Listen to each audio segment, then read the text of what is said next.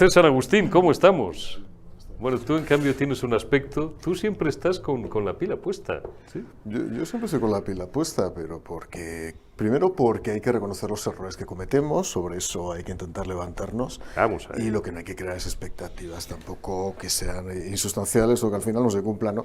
Entonces hay que saber qué tipo de rival tenemos delante, tenemos que saber qué país tenemos delante, qué sociedad tenemos delante, y sobre eso hay que trabajar. Lo que no se puede jugar es sobre unas reglas que no existen. Define usted reglas que no existen y saber exactamente, me interesa mucho de lo que acabas de decir, que se te ha entendido perfectamente, saber exactamente el tipo de rival al que nos estamos enfrentando. Bueno, en primer lugar es un rival que es diferente a todos los rivales que había habido en 45 años de historia democrática española, porque es la primera vez que es un rival que asume que él está al frente de un bloque político. Es decir, el Partido Socialista ya es un mero instrumento servicial del poder de Pedro Sánchez, que forma parte de una amalgama, de un conglomerado con otras formaciones políticas. Un frente. Es un frente amplio. Sí, pero para poder atacar un frente hay que entender el frente y hay que entender la geografía española. Porque, claro, el País Vasco y Cataluña se constituyen en espacios donde puede expandirse esa especie de posibilismo regionalista, pseudonacionalista que tiene el Partido Socialista Obrero Español. Y a partir de ahí, como a Pedro Sánchez realmente le da absolutamente igual que el Partido Socialista se vaya derrumbando individualmente, cosa que tampoco ocurre del todo, porque sigue manteniendo prácticamente un suelo de un 30% de personas que le quieren votar a pesar de todo lo que está ocurriendo, pues la verdad es que lo que tiene que entender la derecha política, el Partido Popular y Vox el Partido Popular, es que al frente hay que atacarlo desde una posición también de frente inteligente. Y luego, en ese sentido, pues habría que evitar ciertos comportamientos o ciertas conductas, ¿no? Pedro Sánchez ha venido a convertir la política en una política de vencedores y vencidos en el pasado y, desde luego, de bloque de izquierda contra la derecha, en principio fragmentada, que hay ahora mismo en España, ¿no? A partir de ahí, si no asumimos que ese es el juego, pues vamos a tener muchos problemas para ganar. Te lo voy a preguntar bien, Mario. ¿Se podría ser más duro en la acción de la oposición de lo que se está haciendo ahora mismo? Se podría ser más claro. Más claro. Se podría ser más claro, ¿no? Yo creo que la relación PP-Vox nunca ha sido una relación adecuada. Es decir, yo siempre lo he dicho, y eso incluso cuando yo era portavoz adjunto del Partido Popular lo decía, creo que la forma que ha tenido el PP de entender la relación con Vox no ha ayudado absolutamente nada.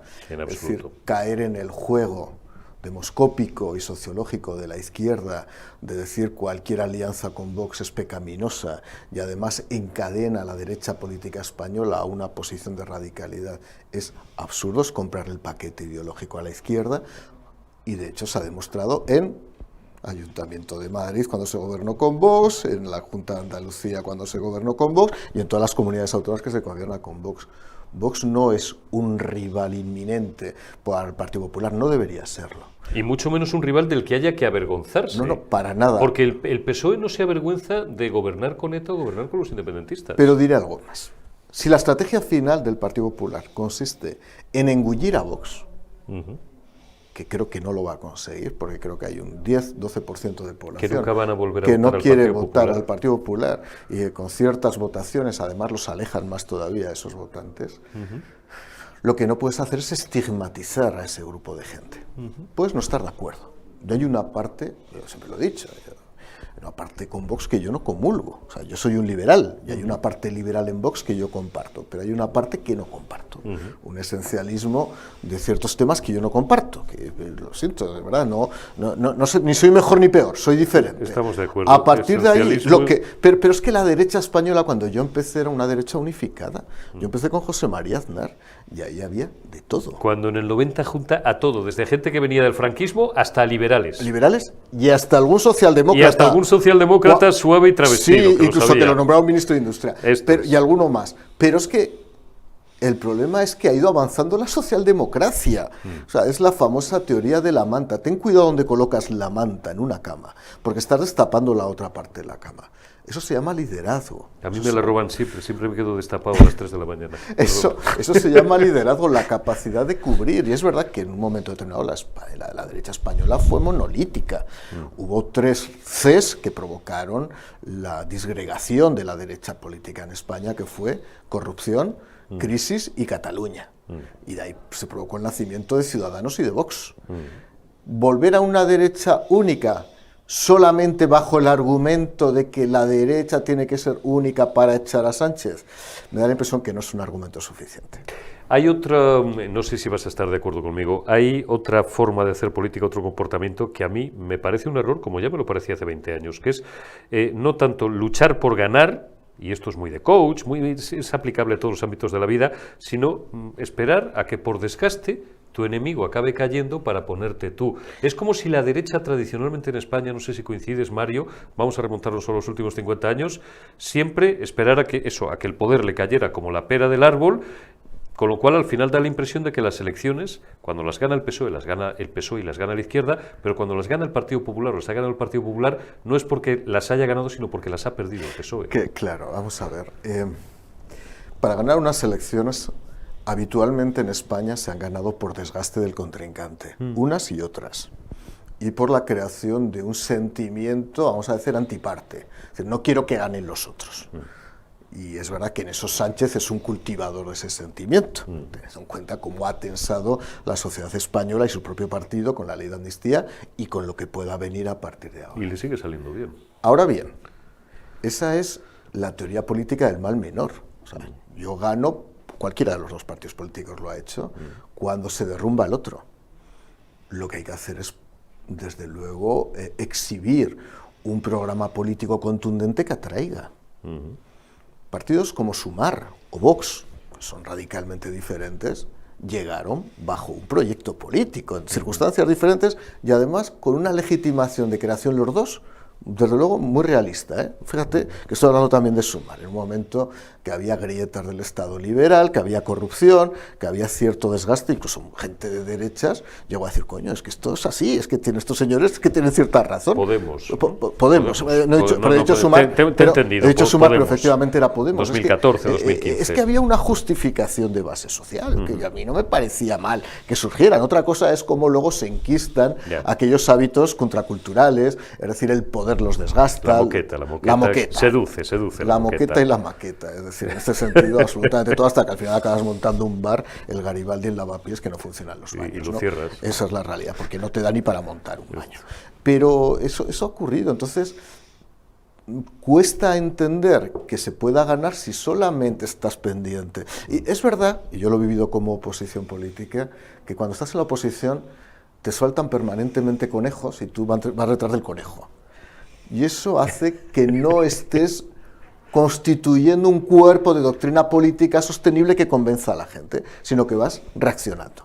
Ahora, no es el dueño del relato. Que si va Begoña Gómez, no, entonces al final ya se constituye el problema en si va Begoña Gómez o no a comparecer, que si la boda de Almeida se tenía que haber retransmitido, no, que también en la propia derecha se meten unos líos, ¿verdad?, absolutamente increíbles. Bueno, al final nos sueltan liebres y no nos damos cuenta que la liebre es para despistar. Es verdad que la liebre es actualidad y los medios de comunicación también van detrás de la liebre, pero los partidos políticos tienen que construir grandes proyectos políticos y sobre todo para un país grande como España. Es que España no se puede gobernar sobre la base de cómo se va desmoronando el otro partido. Voy a seguir preguntándotelo bien y luego podemos centrar un poco más el tiro. A ver, voy a empezar por lo general, muy general, y luego vamos a lo particular. ¿Sirven para algo las comisiones de investigación? Vamos a ver, desde el punto de vista jurídico no. Absolutamente nada. Político. Desde el punto de vista político, sí.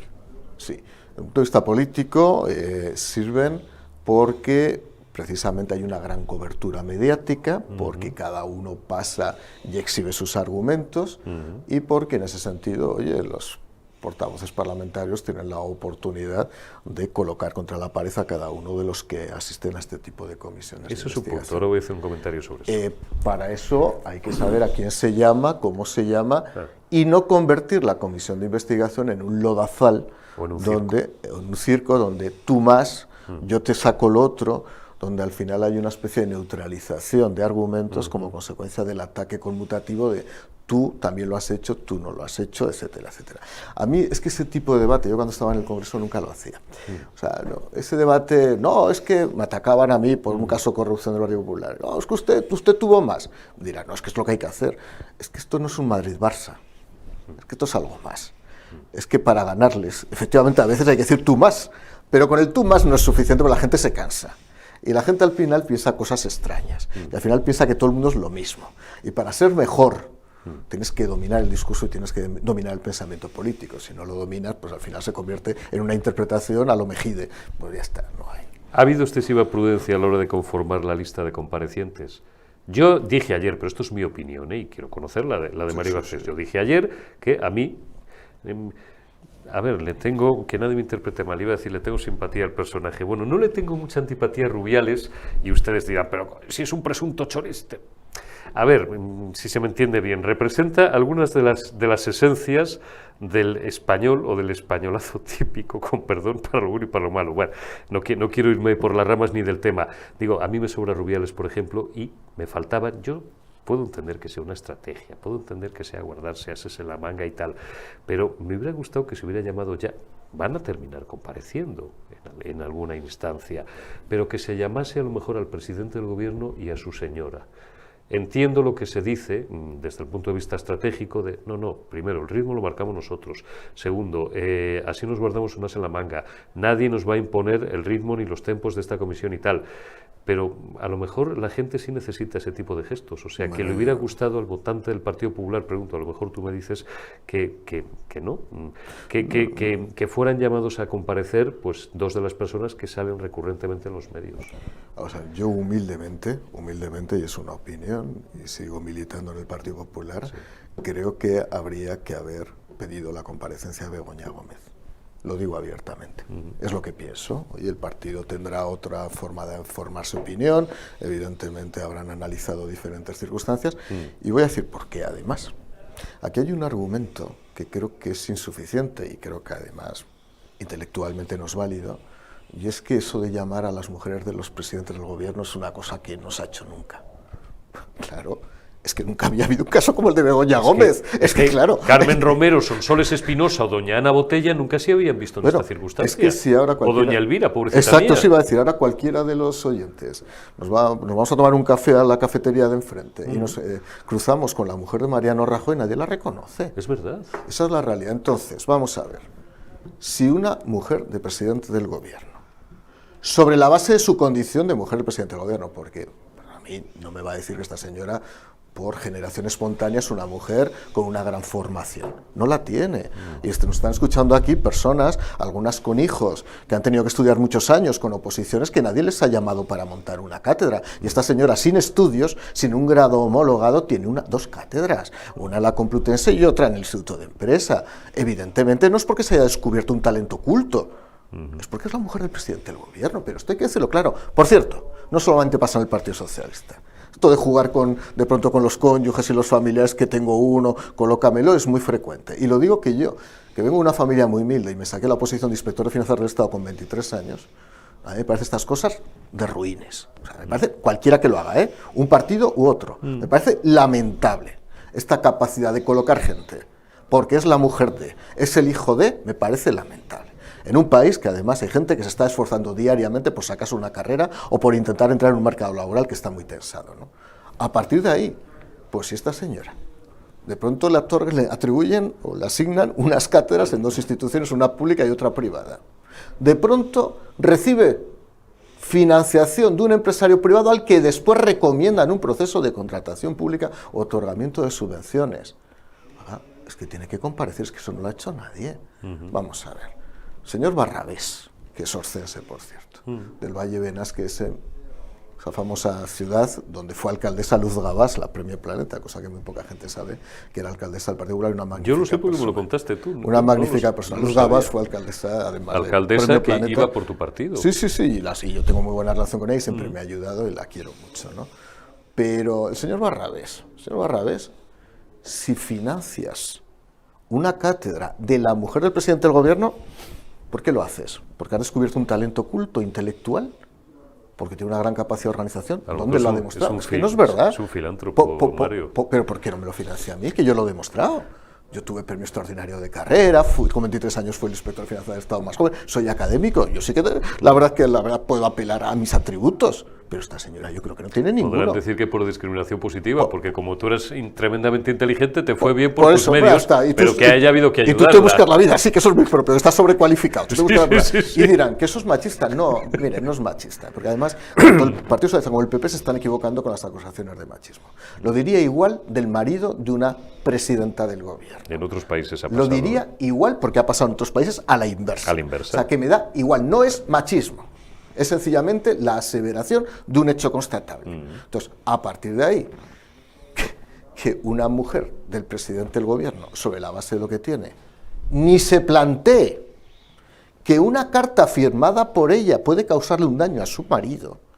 Porque yo no sé si tendrás capacidad para algo africano, pero no tienes capacidad ni siquiera para ver que puedes hacer daño a tu marido. Sentido común. Es claro, es que si ya no tienes sentido común, dudo mucho que pueda llevar una cátedra. ¿Esto es ignorancia o es impunidad, Mario? ¿O Pues, una combinación. Yo el otro día lo dije, digo, es que creo que lo dije en una televisión, lo dije. Digo, no sé si es impunidad o es ingenuidad.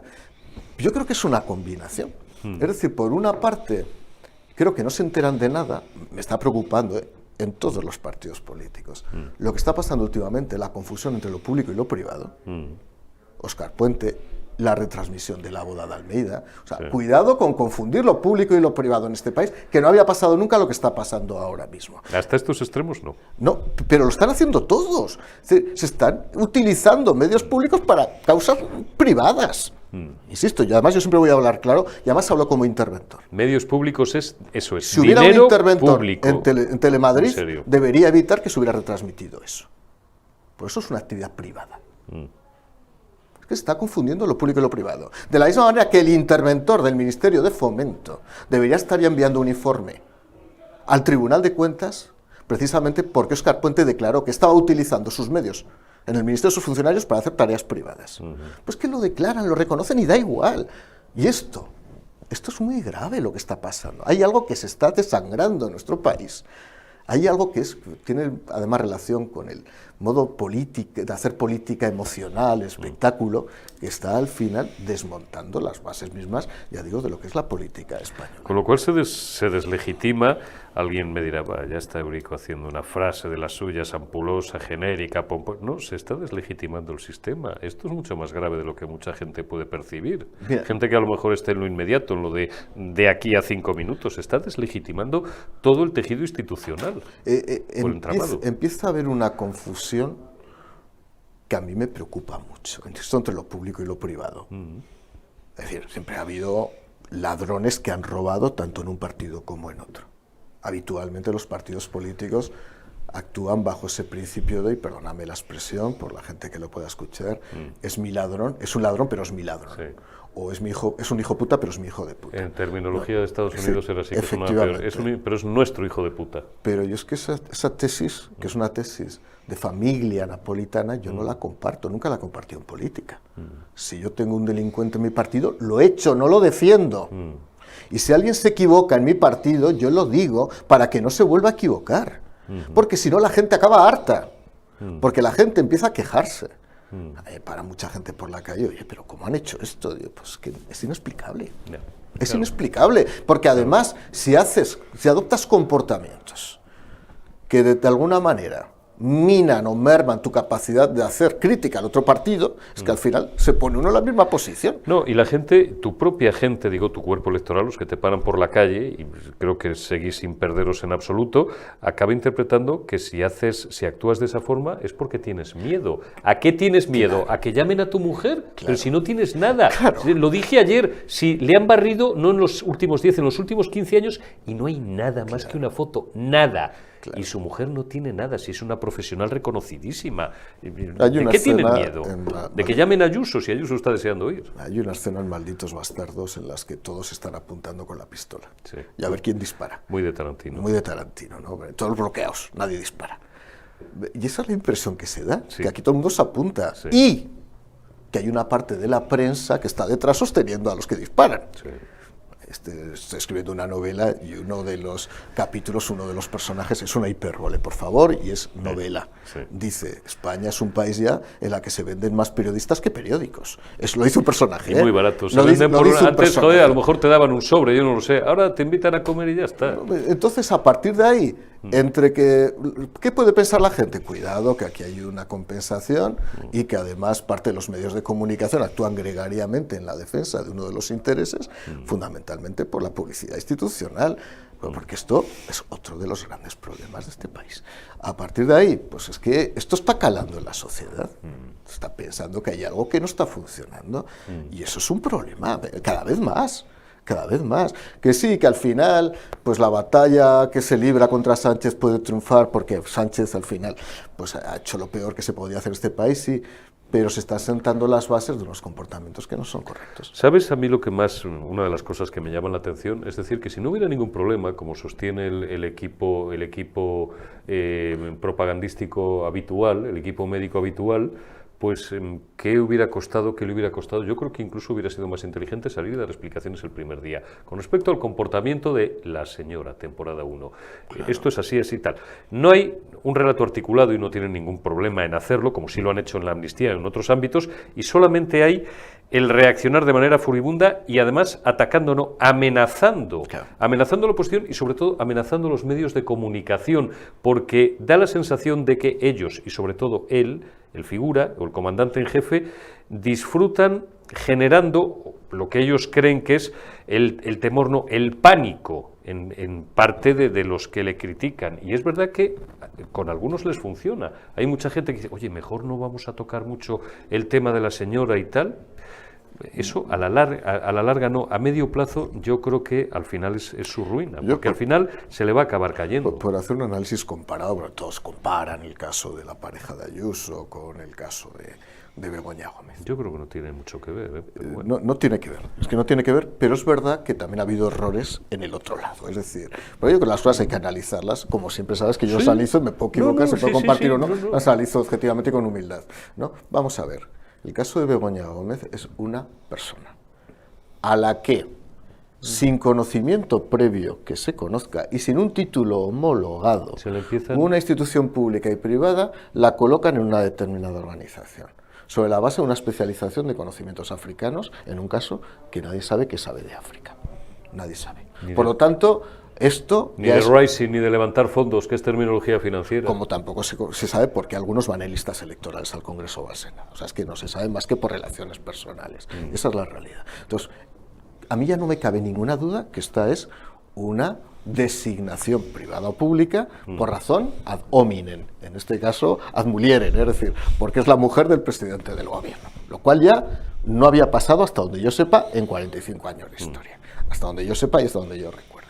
Segundo lugar, una vez que te atribuyen una función, que ya estás ahí, oye, cada uno que asuma sus consecuencias. Bueno, o te la atribuyes tú misma, que es peor, o te la atribuye quien tienes... Aquí hay dos vías, que son las tradicionales, o hay llamada directa de Moncloa, o de la propia institución consideran que tener a la mujer del presidente es un valor.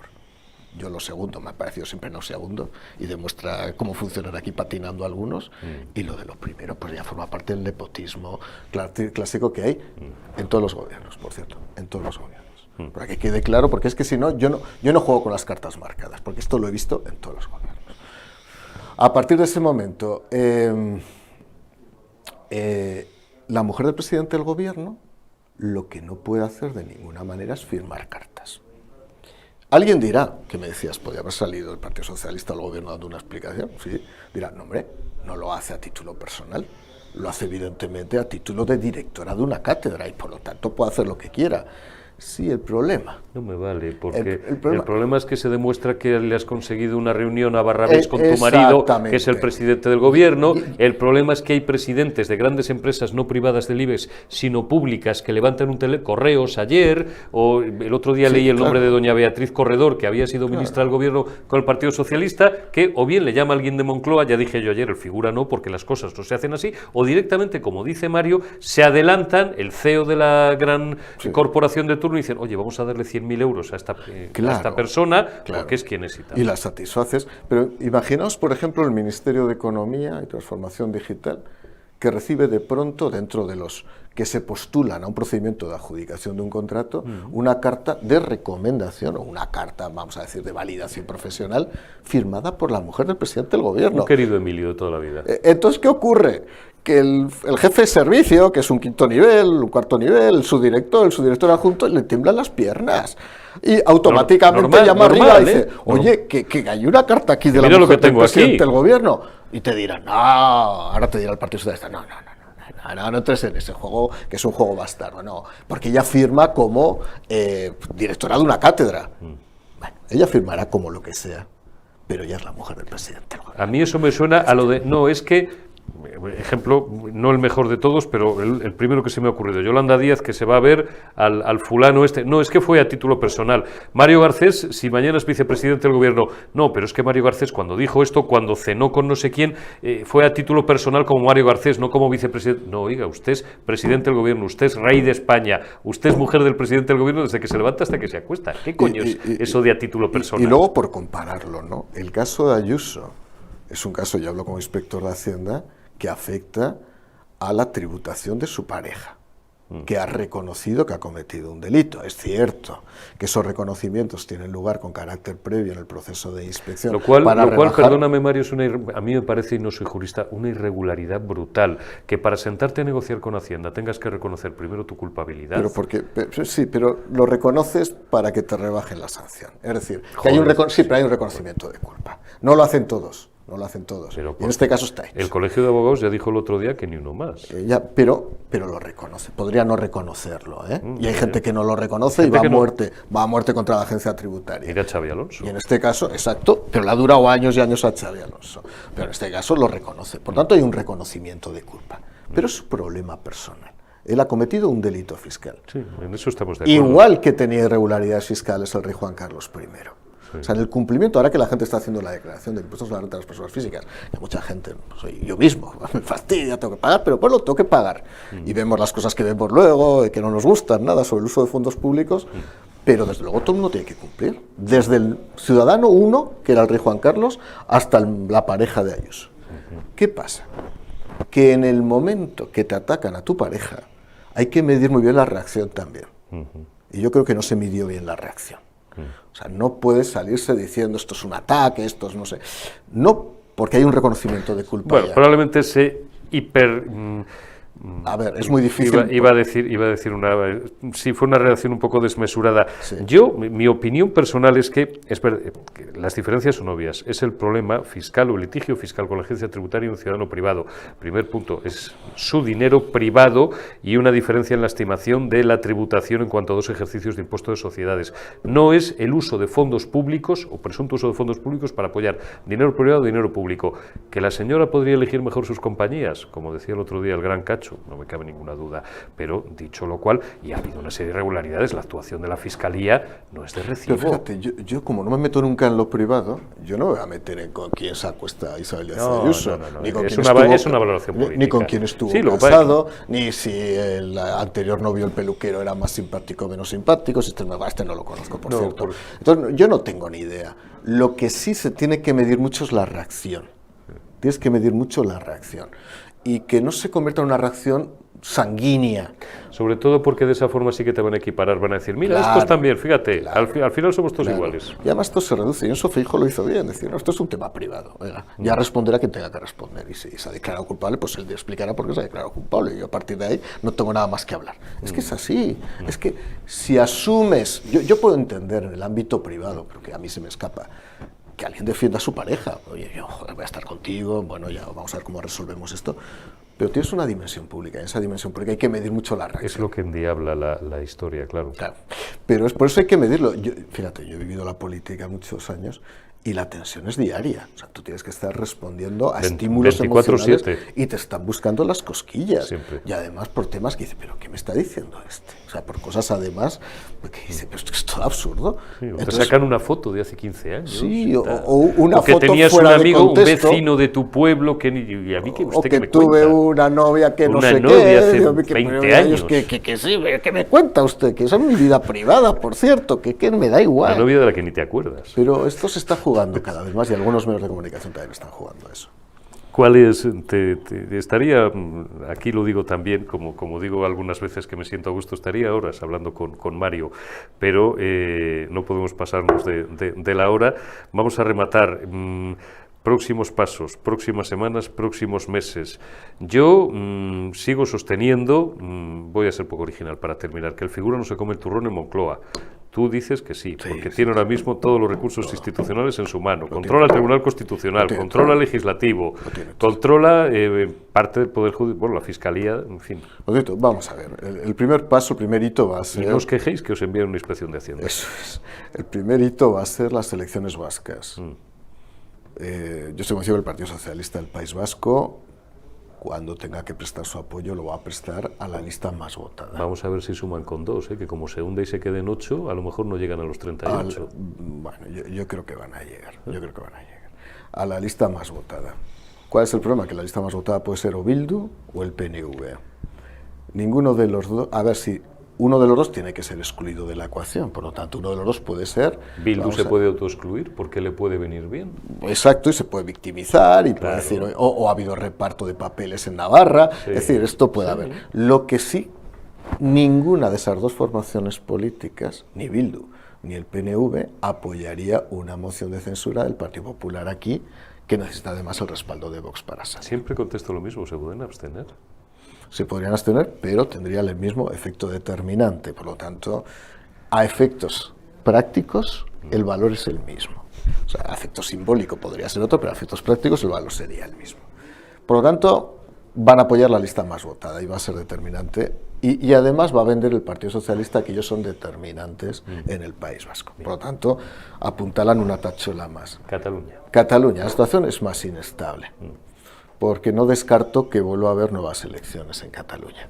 Es decir, el Partido Socialista probablemente gane las elecciones. Y además de largo, con diferencia. Sí, también creo que va a ir cayendo, pero sí, yo creo que se le va a hacer larga ahí a la campaña.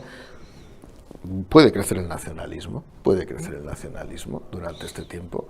Y a partir de ahí, en una situación en que, una vez más, como igual que pasa en PNV y Bildu, Esquerra Republicana y Junts no pueden ir juntos a ningún proyecto, porque esto es tradicional en la historia de España, pasaba también con la izquierda española en los años 20 y 30, pues al final no va a apoyar ni Esquerra ni Junts al Partido Socialista de Cataluña. ¿Y si el figura le dice a ella, oye, da un paso atrás?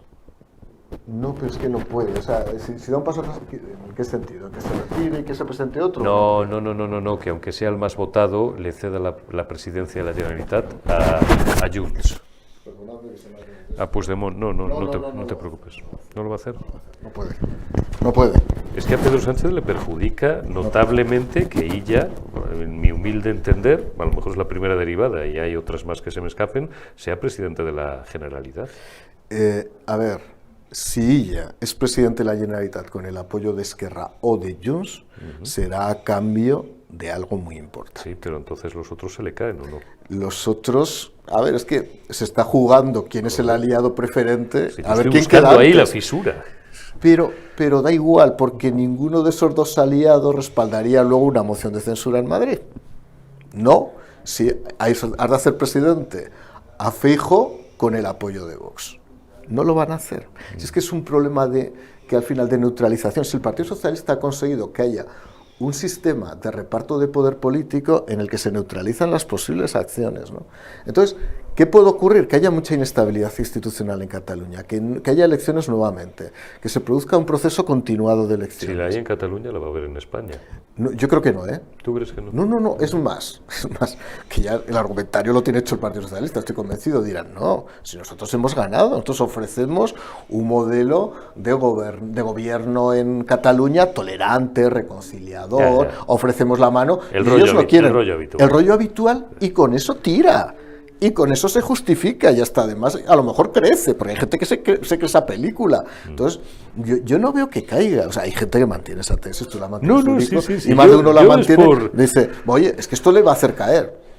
Que le da igual, me dirás, es que no va a aprobar nuevos presupuestos. Que es capaz, bueno, eso a mí me parece lo de menos. Que es capaz de estar prorrogando el presupuesto 3 años. Sí. Y es más, te diré más. Yo estoy convencido que aprobará uno nuevo, porque dará un montón de cosas a través de los presupuestos. Y porque los partidos nacionalistas necesitan esos presupuestos también para justificar su presencia en Madrid. Entonces, al final se conseguirá un presupuesto. Por tanto, yo no veo que caiga. No, a ver, para que quede claro a todo el mundo, porque es que esto, es que me dicen, no, tal. A ver, solamente puede caer Sánchez por 3 razones, lo vuelvo a decir, porque convoque elecciones y haya unas elecciones donde pierda, por una moción de censura o porque renuncie, porque por una situación de tensión social abrumadora, por grandes manifestaciones callejeras, que eso es imposible. Eso, las últimas buenas que yo recuerdo fueron en Sagunto Reynosa, y era pequeño. Y entonces, pues no va a caer, no va a caer. No va a caer. ¿En qué va a convertir a España? España lo que quiere es que vaya creciendo, es verdad que ahora crece al 2,5%, un crecimiento de todos modos basado en en una especie de rebote de gato muerto que se ha producido después de la pandemia, no en que tire bien la economía española. No, hombre, y que además es un crecimiento a base de deuda. A base dopado. de deuda, está dopado, y a base de la financiación comunitaria, de los fondos comunitarios, que cuando tengan ese efecto, pierda ese efecto apalancamiento, pues España ya no va a tener ese efecto resorte que tiene ahora, y además no se va a poder continuar determinados proyectos, ¿no? Bueno, pues contra Sánchez a lo mejor vamos a seguir viviendo mejor. Nosotros, oye, pues nos gustaría empezar a hacer oposición mediática a un gobierno de Alberto Núñez Feijóo y de Santiago Abascal, pero si no queda otro remedio que seguir soportando al figura, pues tendremos que seguir criticando un poquito al figura, Mario. Para eso y que hay que librar esta batalla diariamente. Yo no sé si lo hacemos bien, mal, porque en la política y en la comunicación siempre tiene que haber personas que sepan llegar. A lo mejor llegamos siempre a los convencidos. Si el convencido no hace falta, al convencido lo que hay que hacer es decirle aguanta, pero ¿sabes lo que pasa? El convencido se cansa. El convencido se cansa, dice, cuidado. Dice, ya no puedo más, me estás diciendo, yo estoy agotado. Y cunde, como yo digo, el desánimo en nuestras filas. Y entonces yo a veces digo que no es la actitud esa, hombre, pues entonces no nos levantamos de la cama. Y ha pasado muchas veces en la historia de este país reciente, que al final hay un agotamiento sociológico que lleva a que crezca el gobierno. Entonces, pues hay que mantener la tensión. Por lo tanto, a nuestros convencidos, decirles, mantened, hablad. Esto es como el apostolado. Hablad en la calle con otros, convenced, y así iremos creciendo. Y